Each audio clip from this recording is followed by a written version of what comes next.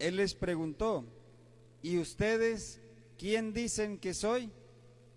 Tomando la palabra, Pedro le dijo: tú eres el Mesías. Y les conminó a que no hablaran a nadie acerca de esto, y empezó a instruirlos: el Hijo del Hombre tiene que padecer mucho, ser reprobado por los ancianos, sumos sacerdotes y escribas, ser ejecutado y resucitar a los 3 días. Se lo explicaba con toda claridad. Entonces Pedro se lo llevó aparte y se puso a increparlo. Pero él se volvió y mirando a los discípulos, increpó a Pedro: ponte detrás de mí, Satanás. Tú piensas como los hombres, no como Dios. Palabra del Señor.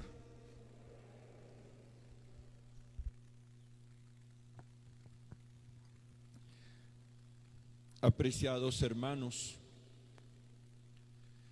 hemos escuchado hoy en el libro del Génesis, la primera lectura, el relato final del diluvio universal. Y aquí prácticamente, hermanos, lo que hay es como una síntesis de los primeros capítulos del libro del Génesis y de todo lo que allí ha sucedido. Recordemos inicialmente una frase que aparece allí en lo que hemos escuchado hoy: que que Dios creó al hombre a su imagen. Pero si ustedes revisan el capítulo 2 del Génesis, encuentran que Dios creó al hombre a su imagen y semejanza. Y aquí hay un dato muy interesante, hermanos, y es que después de pecar, las cosas no son iguales. Las cosas, la realidad cambia, todo cambia después de pecar. Dice entonces que después del pecado, Dios crea, dice, el hombre a su imagen, lo que significa que en este caso el hombre perdió con el pecado la semejanza. ¿Y qué significa la semejanza? Viene a ser, mis queridos hermanos, que el hombre perdió la inmortalidad, que el hombre ya comienza a experimentar la muerte, que el hombre perdió la inocencia, de tal manera que ya está en el corazón humano la concupiscencia, que se perdió la amistad con Dios, que se perdió la amistad con Dios. Entonces, ahora toca reconstruir esa amistad. Tengámoslo presente: después de pecar las cosas no siguen iguales. Así, se ha perdido la semejanza, la inmortalidad, la inocencia, la amistad.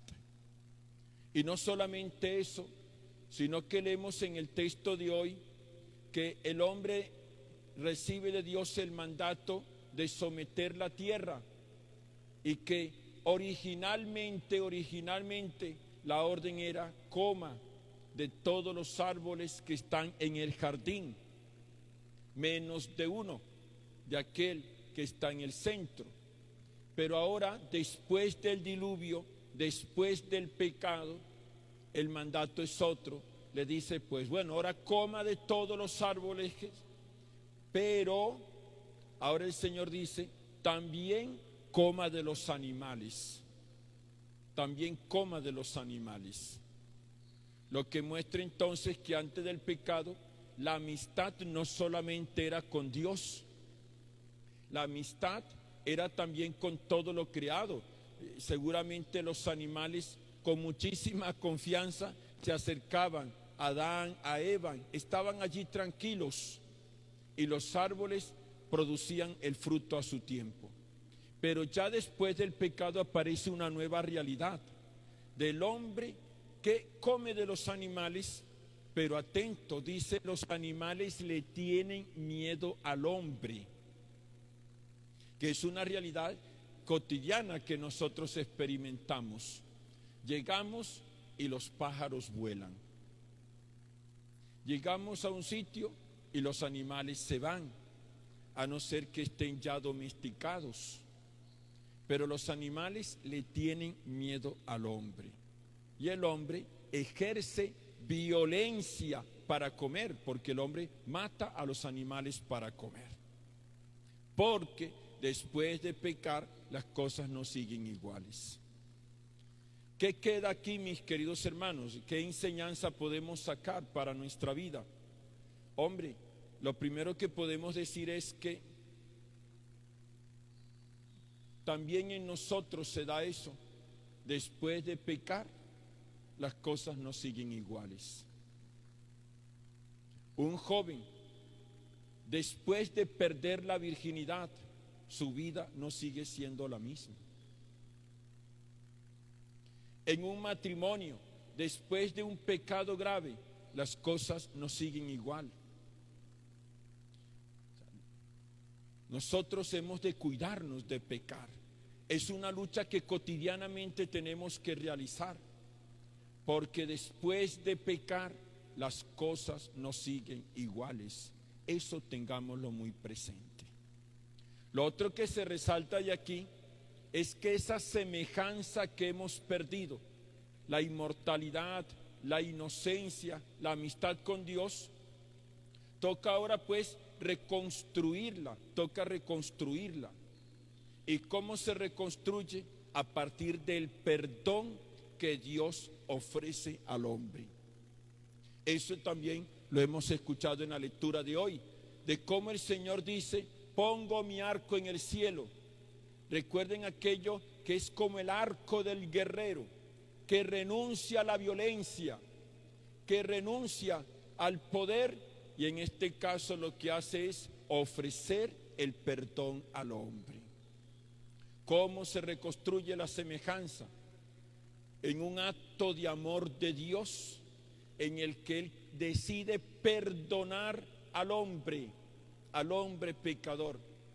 Y ese perdón se da precisamente en el Señor Jesús, que murió en la cruz. Y el Señor Jesús entonces, con su muerte y resurrección, es el que nos devuelve a nosotros la inmortalidad. Porque ya la muerte no tiene la última palabra. Cristo nos abrió las puertas del cielo que Adán había cerrado. Con Jesucristo se recupera la inocencia, porque el pecado viene sanado, porque se sana nuestro corazón, se sanan nuestras heridas. Y entonces vamos progresivamente, con la ayuda de la gracia, recuperando la inocencia. Porque acuérdense que el corazón humano está herido y nosotros tendemos hacia el mal. Y es la gracia del Señor Jesús entonces la que va haciendo que la inocencia penetre nuestro corazón y nosotros comencemos una vida santa. Y es a través del Señor Jesús que recuperamos la amistad con Dios. Porque el Señor Jesús dice: ya no los llamo siervos, los llamo amigos. Por medio del Señor Jesús, el hombre comienza entonces a ser amigo de Dios. Cuán importante entonces, hermanos, es que nosotros nos acerquemos al Señor Jesús, que lo reconozcamos como el Dios de nuestra vida, así como lo hemos escuchado en el Evangelio de hoy, de Pedro, que hace su profesión de fe y le dice: tú eres el Mesías, tú eres el Salvador. Qué bueno que como Pedro nosotros hagamos lo mismo, reconocer a Jesús como mi Dios, como mi Salvador, aquel que me devuelve lo que he perdido a causa del pecado, aquel que reconstruye mi existencia, y aquel Jesús que nos devuelve al paraíso. Y este Jesús, hermanos, lo encontramos en la Eucaristía, que nos alimenta, en el sacramento de la confesión, donde nos perdona, en su palabra que nos ilumina, en los acontecimientos de la vida cotidiana, ayudándonos, fortaleciéndonos. Hoy pues, que Cristo Jesús sea nuestro Dios y Salvador. Que María, nuestra Madre y Señor, interceda por todos. Presentemos nuestra súplica, respondemos a cada una diciendo: escúchanos, Señor.